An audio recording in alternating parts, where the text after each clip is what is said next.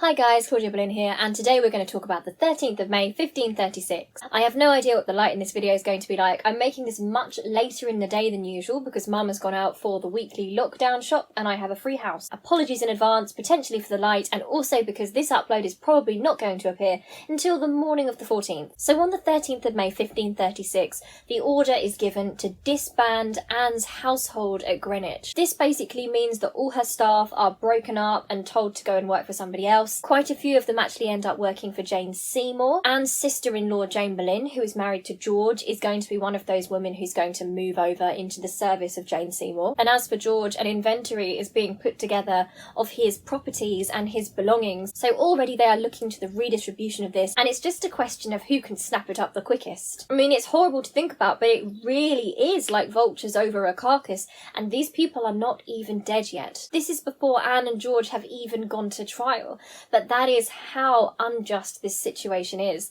They are pretty much assumed to be a dead man and a dead woman walking at this point. So what is actually happening at this time in 1536 is that the king is trying to get rid of any trace of Anne and any trace of George. This is not just the murder of a brother and sister. That's not all Henry wants to do. He wants to completely scrub them out of history as if they never existed. Now, we don't actually have any contemporary portraits of Anne or George. Now, you may have seen portraits of Anne, so you're probably thinking that doesn't make any sense, but we think they are probably copies of the original images of Anne. The National Portrait Gallery states, "No contemporary painting of Anne survives. It is possible that images of her were deliberately destroyed in the same way that her heraldic devices were removed from the royal palaces after her execution." So Anne's heraldic devices were symbols that she used. So, for example, Anne's main heraldic device was a white falcon. Her initials were also seen in buildings that Henry had built for her and in her honour. All around the court we have Anne's initials, we have Anne's heraldic device, the white falcon. But Henry is now in the process of scrubbing this out entirely. This is similar but not exactly the same as what happened to Catherine of Aragon. So when Henry and Catherine's marriage was annulled, Catherine's symbol of the pomegranate and her initials, sometimes entwined with Henry's, Henry sought to get rid of those entirely and replace them with Anne's initials or Anne's heraldic badge. But even then it's not quite so brutal as trying to scrub someone out of history entirely. We still have so many records of Catherine of Aragon. We have portraits of Catherine. She came from the Spanish royal family. She was an infanta of Spain. You can't get rid of the legacy of Catherine of Aragon. But this is what Henry is trying to do to Anne now. Henry isn't just going to kill Anne and George. He's going to take complete control of their narrative. And in some ways, I hate to say it, but Henry succeeded, because if you ask so many people today what they know about Anne Boleyn and George Boleyn, people will refer to Anne as a witch, or a woman with 6 fingers, or the queen that committed adultery. If they know who George Boleyn is, then the first thing they think of are those horrific incest allegations. They don't know George as the poet, the diplomat. And this is a tactic used throughout history. I think we all know that history is written by the victors, and that's very true if we look at what happened with Henry's father. So Henry VIII's father is Henry VII, and he defeated Richard III to take the crown, which is partly why Henry VIII is so paranoid, and why sometimes I give him a slight pass for that, because he is living in a situation where he is only the second monarch of his dynasty. It is a very precarious situation, and as he's seen before, it is so easy for a king to lose their crown. But if you look at the depictions that we have of Richard III, people think of Richard III as this dark, menacing, evil figure who murdered the princes in the Tower. And the reason why that's such a widespread notion is that the Tudors who came after him were able to put whatever narrative they wanted out there. And even to this day, they have managed to control the way people think about him years and years after his death. Something quite sad that's going on at this time is that Anne's secondary emblem was actually the leopard. So these carvings are actually being given different heads and tails to make them into panthers, because panthers are the symbol of Jane Seymour. So just as Catherine of Aragon's pomegranate is being scrubbed out, we are seeing Anne's falcon being scrubbed out and replaced by the phoenix of Jane Seymour. I don't want to confuse you, but Jane Seymour's primary symbol is the phoenix and her secondary are panthers. In some ways, I feel like the destruction of a reputation is worse than the destruction of a person. It feels almost worse than the murder. And that's part of why I wanted to make this video, and why I send flowers to the Tower of London for Anne and George, because I still feel like Henry has won at this point, unless people know this information, and it becomes common knowledge eventually that Anne and George did not have an incestuous relationship. And you know, people still make jokes about Anne Boleyn losing her head, and I understand because it's like a big historical event and it feels like it was such a long time ago. But the way I think about history, and always have done, is that it feels like it's happening right now to me, because it's about the human emotions. History doesn't feel that distant to me, because we know from the letters that exist and the stories that exist that these are people who felt in the same ways that we do. They really weren't so different from us. And when people make those jokes about Anne, I can't get it out of my head that she is a young woman that was brutally murdered on false charges. And if she still had her reputation and people knew the truth and the information about her, maybe it would be easier. But to be murdered and still not to be in control of your narrative and not to have justice, it just doesn't feel right to me. I actually find it quite upsetting, so I'm a bit of a killjoy when people make jokes about Anne. So the second thing that's happening on the 13th of May is that Thomas Cromwell, the orchestrator of the plot and Henry VIII's main advisor, he's trying to find ways to annul this marriage so that Henry VIII is free to marry Jane. I mean, technically he can go on and marry Jane anyway, but he needs Elizabeth to be out of that succession. He wants his children with Jane to be his heirs. He wants Anne completely scrubbed out of history. He does not want them to have ever been legally married. So a man called Henry Percy writes to Cromwell on this day. Now, Henry Percy is the Earl of Northumberland. You might know about him. I'm not sure if I've mentioned him in a previous video, but he is the person that some historians say that Anne was in love with. Certainly she was romantically linked with him before she was romantically linked with the king. Bear in mind that we are talking about the Tudor era though, so it's not like the boyfriends and girlfriends that we would know of today. It's extremely unlikely they would have been too familiar, so they're really probably wouldn't have been any sort of physical relationship between them. So the person who reports on this is a man called George Cavendish, and he is one of Cardinal Wolsey's men. Cardinal Wolsey is the corrupt Catholic cardinal that Anne seriously dislikes. So his account of Henry Percy and Anne, I'm going to refer to Henry Percy as Percy because it's going to get too confusing if I refer to him as Henry. So Henry is going to be Henry VIII and Percy is going to be Henry Percy. But George Cavendish says that Henry Percy used to flirt with Anne, and it seems that he was trying to woo her back when she was one of Catherine's ladies. So Anne was quite popular when she came over from France in 1522 because she was charismatic, she had grace, she was a good dancer, a good singer, and she was quite different to the other ladies in court because Anne wasn't the usual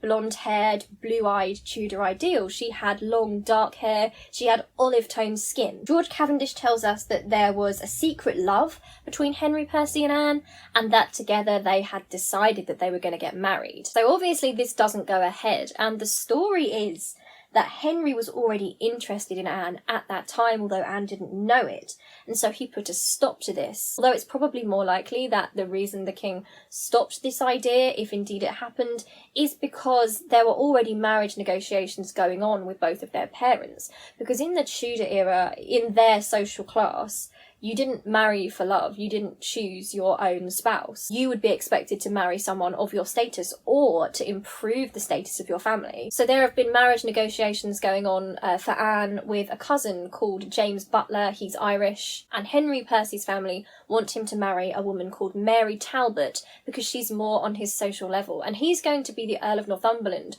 when his father dies. So it's very important from the perspective of Tudor society that he marries somebody on his social level. Anne is not on Henry Percy's social level. So Henry Percy, who is a young man at the time, Anne is a young woman, Cardinal Wolsey tells Henry Percy off. Henry Percy is told that there's no way this can possibly happen, that he's a fool for even thinking it. He's told off by Cardinal Wolsey for his willfulness, and he is told that the king has other plans for Anne, so he can't marry her. So Cavendish tells us that apparently when he heard this, Henry Percy started crying, and that's because he knows that if he goes ahead and marries Anne, he won't get the agreement of his family or the agreement of the king. He will be disinherited, so that means he won't inherit and he won't become the Earl of Northumberland. He doesn't want to offend the king, but he does defend Anne's status to Wolsey and says that he believes that she is on his level, and he also argues for his right to choose a wife, which makes perfect sense looking at it from modern society, but back then That was unheard of. So this time, Wolsey really has a go at him. He really tells Henry Percy off,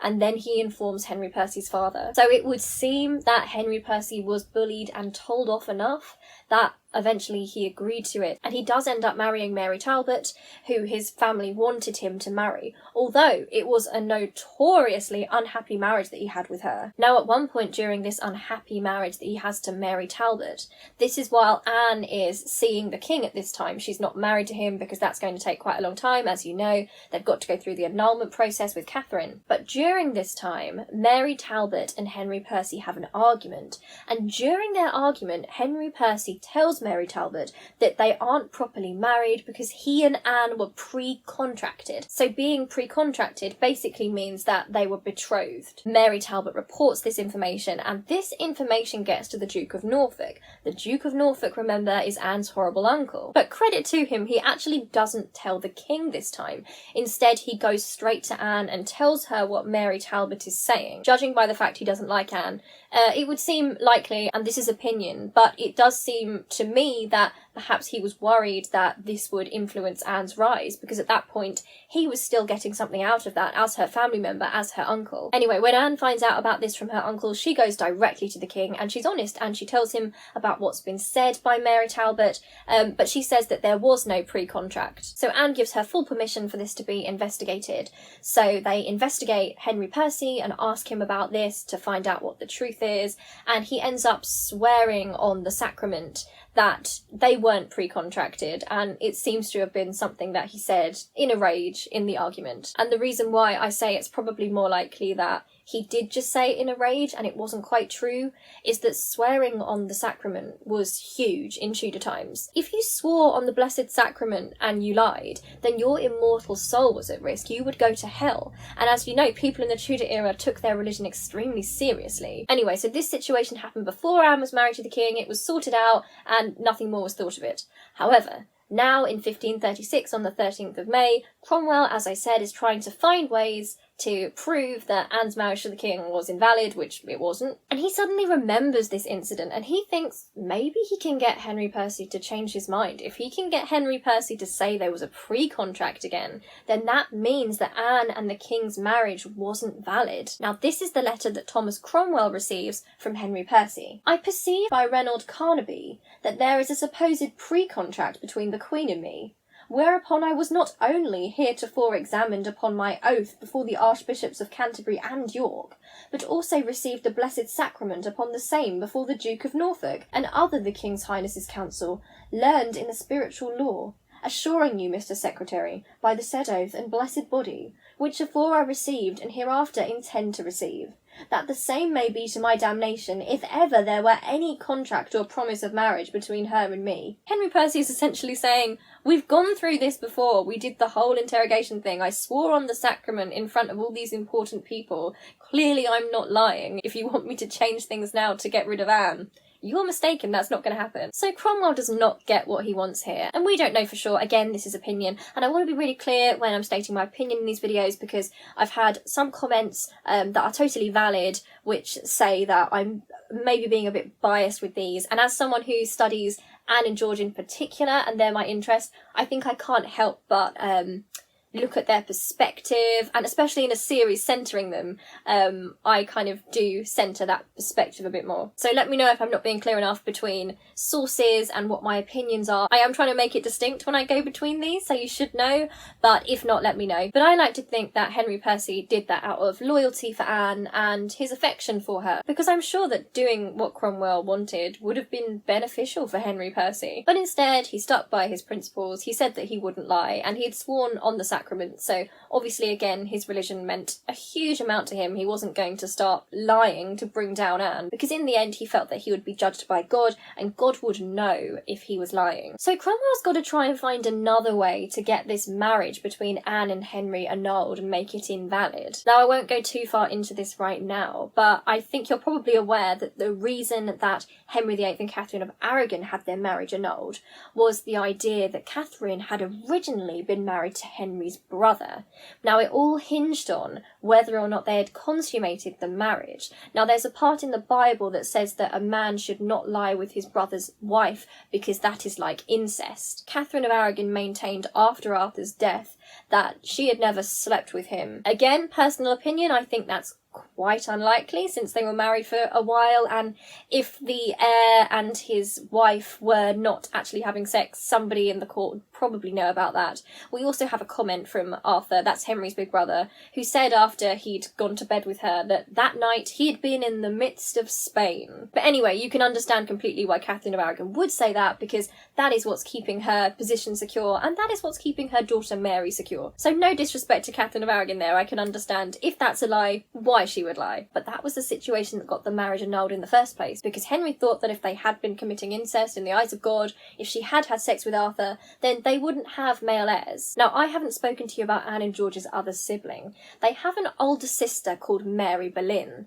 You might know her from the Other Boleyn Girl book by Philippa Gregory or the film, and just to let you know, that is an extremely inaccurate portrayal of her. It's highly fictitious. I'm not knocking Philippa Gregory's talent as an author, but don't look to that book for truth is all I'm saying. Mary Boleyn had initially been the mistress of Henry VIII. She might even also have been the mistress of King Francis. Cromwell is going to use this because it strikes him suddenly that this is relevant to the idea that you cannot marry your brother's wife. You also cannot sleep with your wife's sister. One day I will make a more in-depth video about Mary Boleyn and what we actually know about her. But for now, I'm going to leave you. I will see you tomorrow for another video. I'm sorry that you are getting this late. I know you're going to get it late because I have to edit it still. And it's late for us and it's quite dark in here. So I love you loads and I will see you soon. I'm sorry for poor lighting because it's late when I've made this and generally my lateness. Alright, love you loads. See you really soon. Bye!